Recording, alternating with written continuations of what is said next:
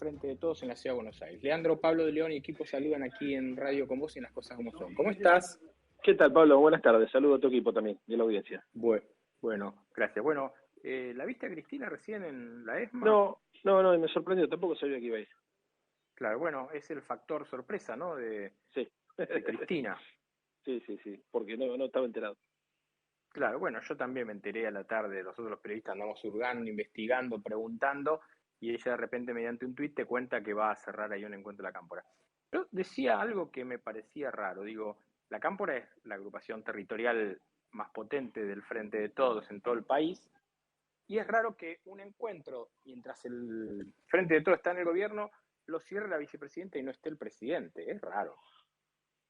Bueno, a ver, Sergio Massa también hizo un acto parecido la semana pasada y me invitó, yo participé y no estaba ni Alberto ni Cristina. Me parece que la característica del Frente justamente es eso, que tiene líderes con volúmenes políticos importantes, muchas veces comparten actos, pero otras veces generan actividades por separado. No, yo no le daría una lectura política a eso. Me parece que tiene que ver con que, por ahí con esto, con que ella tenía ganas de hablarle especialmente a los jóvenes y no necesariamente cada vez que hay un acto tienen que hablar todos los referentes. A veces hablan los tres, a veces habla uno solo. Me parece que es por eso.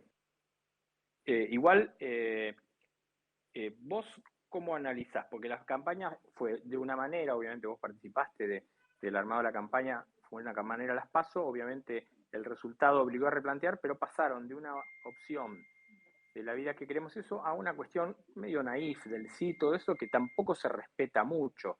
No lo respetó el presidente en Nueva Chicago, tampoco en Tucumán, y no se va a respetar mañana en las plazas del 17 de octubre. ¿Cuál es la línea real del Frente de Todos en esta campaña? No, a ver, yo tampoco la veo tan así. Mira, es cierto que los partidos políticos o los frentes no tienen la estética de campañas de años anteriores. Si yo te pregunto cuál es la consigna de Juntos por el Cambio, por ahí vos la sabés porque sos periodista especializado, pero no está instalada en la sociedad. Y lo mismo ocurre con las otras fuerzas políticas, ni la izquierda, ni siquiera Milei, uno tiene claro cuál es la consigna o cuál es la estética de campaña. Me parece que es una de las características de esta etapa post-pandemia, si querés, ¿no? Las campañas tienen menos intensidad e identidad. En relación a la propuesta nuestra, la discusión es clara, digamos, ¿no? Es reafirmar la voluntad de salir de la pandemia con políticas activas de crecimiento, de producción del empleo, de defensa del medio ambiente, y marcar claridad en términos de hacia dónde queremos llevar el país. Esa es la discusión. Después, las piezas publicitarias pueden ser más o menos efectivas, eso te lo tomo, pero bueno, la verdad es que es una campaña que me parece, y yo creo que vamos a coincidir, que no se caracteriza por la creatividad. Sí, no, claro que no. Ahora, el debate del otro día, ¿sirvió de algo para modificar voluntades o medio que lo mira también gente que está muy interesada en el tema político y que ya tiene un poco su opinión formada? ¿Vos qué pensás? Mira, a mí muchos me preguntan quién ganó el debate y a todos les estoy contestando lo mismo. No sé quién lo ganó, pero creo que lo perdió Milei. La sensación es que Milei perdió respeto y prestigio de parte de la gente y que el electorado de Vidal se fue conforme con lo que dijo María Eugenia, el electorado de Miriam se fue conforme con lo que dijo Miriam y el electorado nuestro se fue conforme con lo que dije yo. Me parece que por lo que uno pudo ver después, probablemente haya modificado poco en términos electorales para nosotros tres, pero me parece que significativamente la candidatura de Milei se desinfló, porque venía planteando la discusión con el tercer puesto, un crecimiento de 30 puntos y qué sé yo, y la verdad es que no solamente por lo que pasó en el debate, sino por lo que pasó los días subsiguientes, quedó claro que hay primero mucho desorden en el movimiento liberal, a tal punto que dirigentes importantes de su propio espacio salieron a marcar que era una estrategia equivocada, y después creo que las respuestas que dio fueron tan insustanciales y algunas tan delirantes como la negación al cambio climático o a la efectividad de la vacuna, que llamó la atención a todos los sectores, inclusive a sectores que podían estar enojados con la política, pero que se dieron cuenta que no era esa la herramienta para traducirlo políticamente, ese enojo. Bueno, Natalia Donato, ¿estás ahí? Estoy aquí. ¿Cómo estás, Leandro? Muy buenas tardes. ¿Qué tal, Natalia? Santoro está acá. Te quería preguntar qué pensás de los controles de precios y el congelamiento ahora que se está poniendo de nuevo después de un año y medio justamente de haber congelado todos los precios y que ya se estaba con proceso de salida, pero que todavía siguen controlados con Paulo Español y ahora esta nueva estrategia de Feletti. ¿Qué pensás de por lo esto? que le escuché a Feletti, me parece que la intención siempre es tratar de acordar y llegar en buenos términos acuerdos razonables que le garanticen a los argentinos los precios de los alimentos accesibles, digamos, ¿no? O sea, llegar a la mesa de los argentinos de manera accesible. Me parece que la intención de la Secretaría de Comercio es poner en la discusión la necesidad de que en la Argentina comer sea barato. Y creo que estas decisiones son decisiones siempre de máxima, que muchas veces se ponen en la mesa de discusión para negociar. Algo parecido pasó con el tema de la prohibición de exportación de carne para regular el precio de los alimentos, ¿no es cierto? El precio en este caso de la carne, que no era una medida del gobierno, sino que era la intención era poner sobre la mesa una carta de negociación importante que permita después llevar o retrotraer los precios o llevar los precios a una situación más razonable. Me parece Lo que que yo me pregunto intención... es ¿cuál es la novedad de esto? Cuando Pablo Español controlaba, porque había listas bimestrales de aumentos autorizados, no es que podían aumentar lo que quisieran, por lo menos en las grandes cadenas. Además tenías precios cuidados que se estaban congelados por 3 meses y eran 700 productos, esto estamos hablando de 1.200, o sea, no hay tanta diferencia. Y además estaban los productos de súper cerca, que están congelados por 6 meses. Entonces no veo mucha diferencia respecto a lo que ya se venía haciendo, a esto voy. Mira, para cuestiones instrumentales y técnicas te recomiendo que le preguntes a alguna persona de la Secretaría de Comercio. Yo te puedo decir, la orientación de la política me parece que tiene que ver con la necesidad de, en el corto plazo, ponerle un freno al aumento de los precios de los alimentos, porque es la única manera de garantizar la paz social en la Argentina. Yo hoy estaba recorriendo la Villa 20, por ejemplo, en el barrio de Lugano, y la situación ahí es difícil de verdad. Entonces no hay mucho margen para hacer política macroeconómica de ¿Pero creen que equilibrio van a controlar fiscal. la inflación controlando el No, precio de pero 1.200 son dos cosas alimentos? distintas. No. Una cosa Ah, es, no, por eso, son dos cosas distintas. Una cosa es cómo enfrentás la emergencia. Yo creo que esto es lo que tiene que quedar claro en relación a los instrumentos que decide utilizar el gobierno. Que el gobierno argentino está en un contexto de emergencia, en un contexto de excepcionalidad. En ese contexto, digamos, vos podés tener políticas de largo plazo para tratar de controlar la inflación, pero también tenés que tener políticas de corto plazo para evitar que las cosas se disparen. Y la verdad es que, por ejemplo, la renegociación de la deuda externa va en esa dirección, porque es la posibilidad de garantizarle a los argentinos los dólares suficientes para tener el tipo de cambio a raya. El aumento y la mejora en la recaudación de los impuestos ayuda muchísimo, por ejemplo, a fortalecer la finanza del Estado y a controlar también el proceso inflacionario. Las políticas de intervención sobre los precios regulados, que permite ecualizar también las distintas uvas, favoreció muchísimo a que en los últimos 5 meses, 4 de esos últimos 5 meses, la tendencia haya sido a la baja. O sea, las políticas son estructurales, sin lugar a dudas, pero estamos en una excepción que yo creo que todos tienen que ver. En Estados Unidos, por ejemplo, hoy están alcanzando el pico máximo de inflación de los últimos, no sé, 25 años. Entonces, efectivamente, el mundo está pasando por una situación muy difícil y a veces hay que utilizar herramientas que por ahí pueden ser, no lo suficientemente gratas o amables, pero que en un contexto, digamos, pueden servir para contener una situación de emergencia. Yo lo veo de ese lugar. A ver, yo lo que digo es, sale Paula Español y entra Feletti. Digo, no asoma que haya, aparte con la amenaza de aplicar la ley de abastecimiento, eso, una receta muy práctica. ¿A vos te parece que en las elecciones que vienen ahora el tema de la inflación les va a pasar la factura? Es un tema, pero es un tema de arrastre. Nosotros entramos a la pandemia, Pablo, con el 54% de inflación.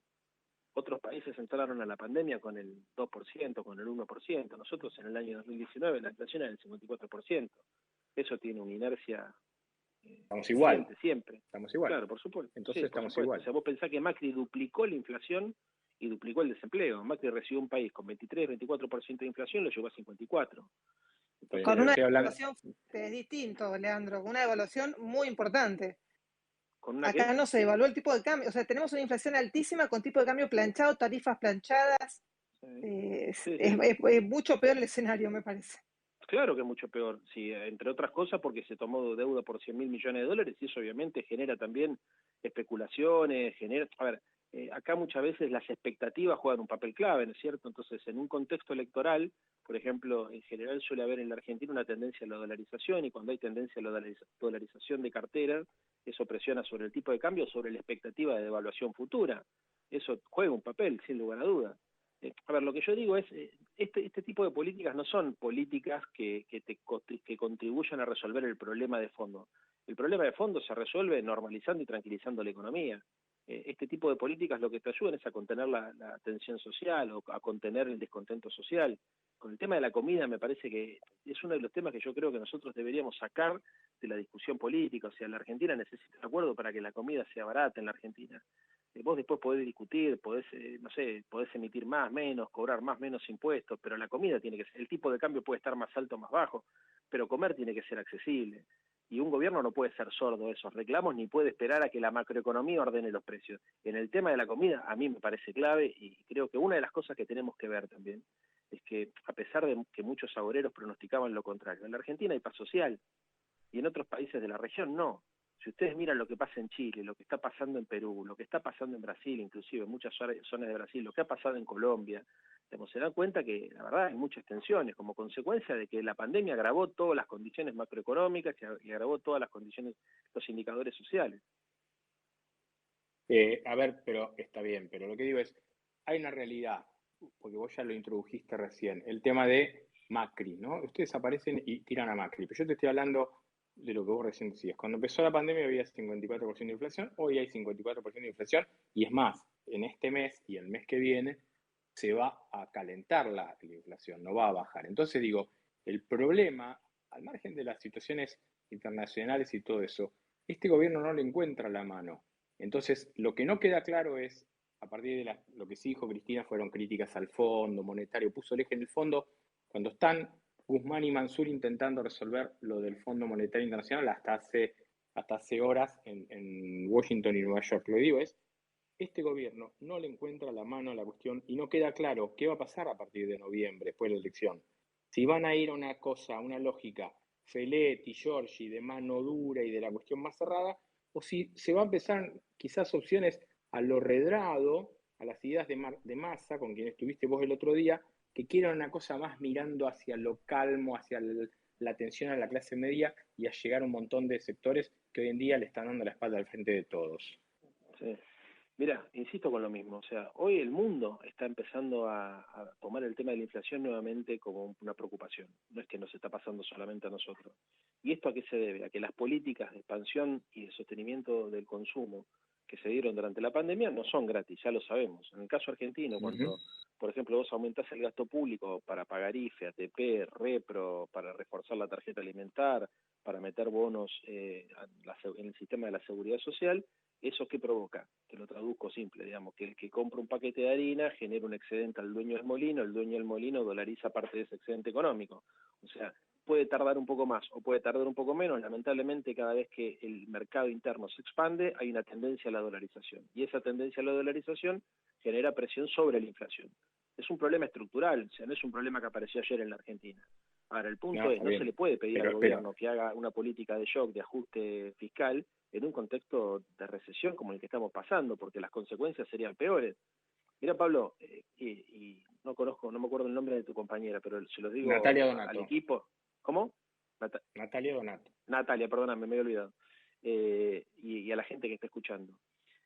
Todos los países en general enfrentan situaciones complejas que están vinculadas a uno u otro de los temas que ordenan la conflictividad económica, que es o la desocupación y la caída de ingresos o el aumento de precios y la inflación.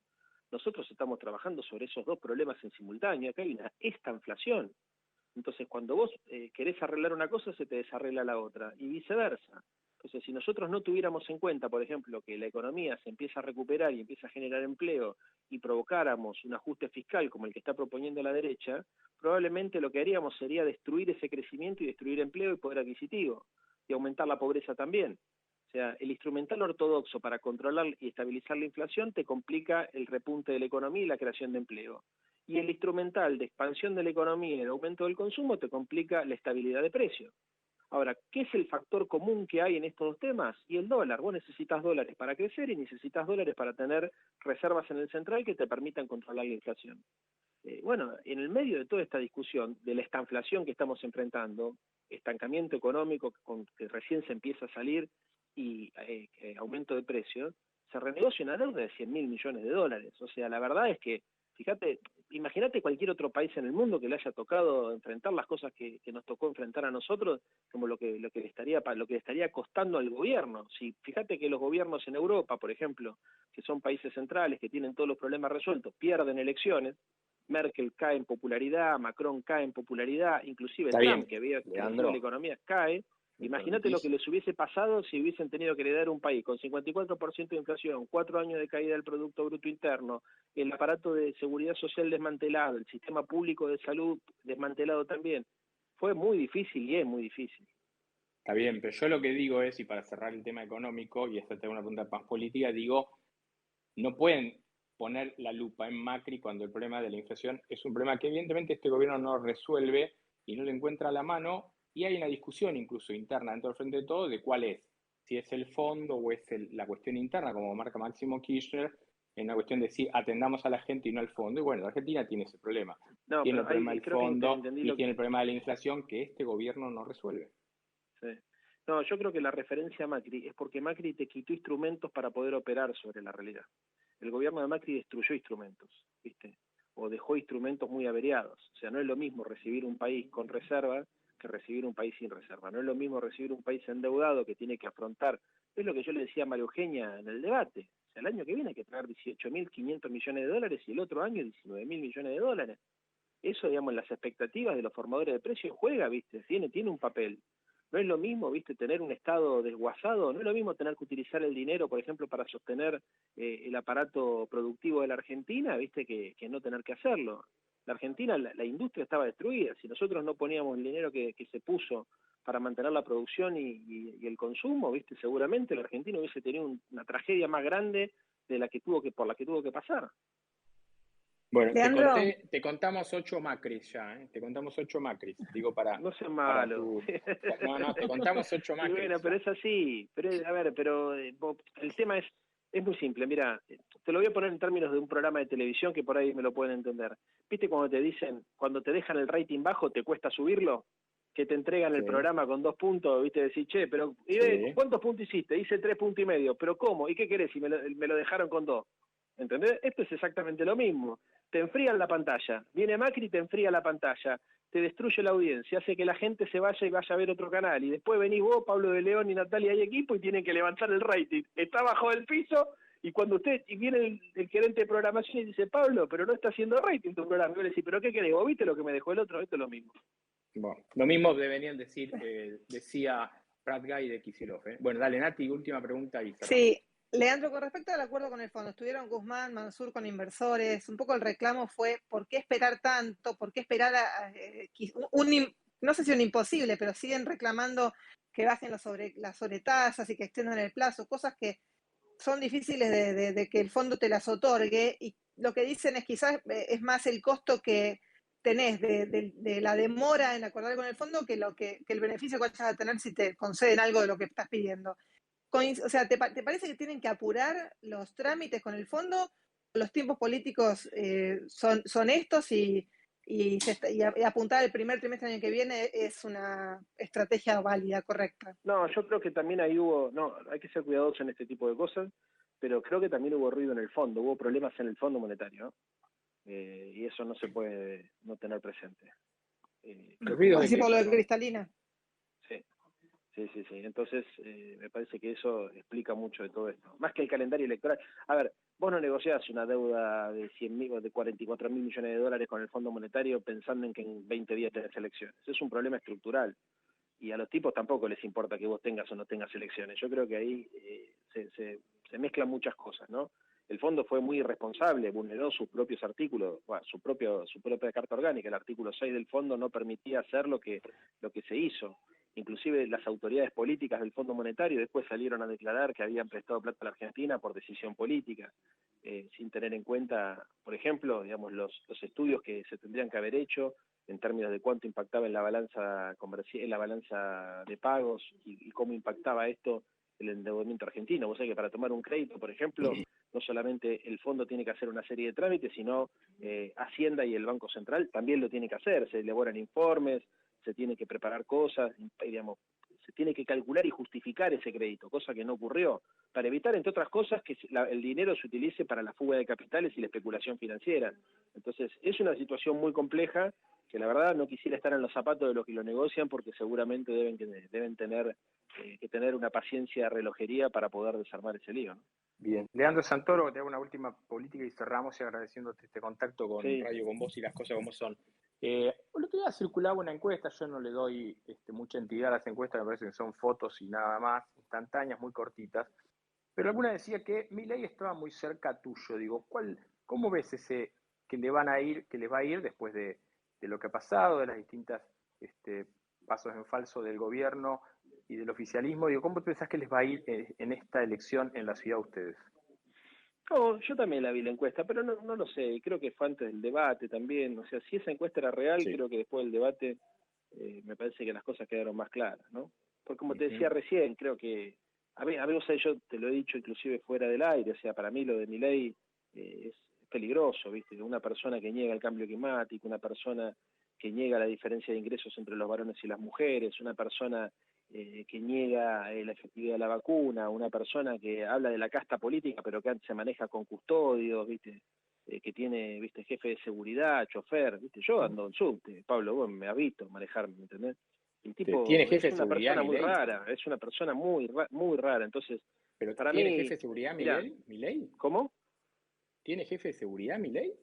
Sí, claro, vino con 2 muchachos y con Cofiur. Preguntar a la Bueno, gente de TN, porque tiene no, miedo que lo envenenen, qué sé yo, o sea, su propia maquilladora, su propio peluquero, es una cosa, me lo contaron los chicos de TN. está bien que pueda, el pelo ese yo también creo Sí, que debe es ser complicado, difícil. ¿no? Pero Pero digo, bueno, te digo, no es, a ver, la verdad, Pablo, o sea, yo creo que vos te das cuenta también, y la gente que nos está escuchando también, yo entiendo el malestar que puede llegar a que una persona quiera votar una alternativa no política, lo entiendo. Ahora, me parece que no es Milei el vehículo para eso, ¿viste? Y creo que eso quedó claro en este debate, era imposible conseguir que arme una frase con coherencia.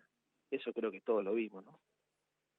bueno, Leandro Santoro, te agradezco mucho este contacto con las cosas como son y seguramente no vamos a tener tiempo de hablar antes de la elección, pero después de la elección sí, para analizar un Sí, poco obvio. Un cómo día me ves voy el al, me país voy al que piso y sigue. charlamos tranquilo, que me Dale, gusta mucho charlar con sí, usted. sí, exactamente. Abrazo grande, gracias. Saludos grande a Natalia también, un beso grande. Chao. Bueno, muy bien. Este era Leandro Santoro aquí en Las Cosas Como Son. Una Radio con Voz. 899, 899, 899.